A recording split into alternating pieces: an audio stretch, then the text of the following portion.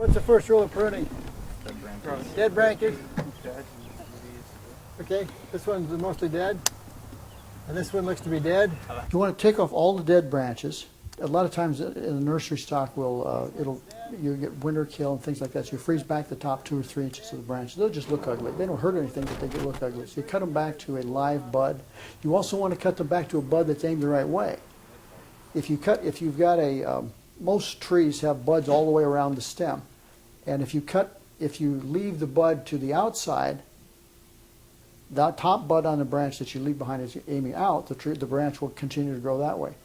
If you cut them all to where they're aiming in, then you get this tangle of branches forming into the crown of the tree. So a lot of it is where you leave the buds.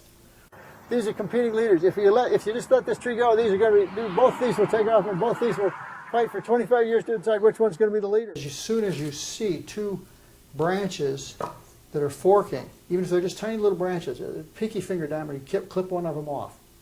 Basically, if you've got a fork in a tree low toward anything under 10, 15 feet above the ground, this is a bad thing, because as both of those stems increase in diameter, they start pushing each other apart and they split. Also, they rub against each other if the wind is blowing, and so they're pushing and rubbing and pushing and rubbing. The bark in the cambium on each of those stems is crushing itself, so it eventually dies, and then you get leaves and sticks and crud in there, and it will rot. And so one of those stems is going to blow out before in a heavy storm, and you see that all over town. You're going to do a reduction cut of this. So what's a reduction cut? Well, they call it a reduction cut because you reduce the growth of that particular branch.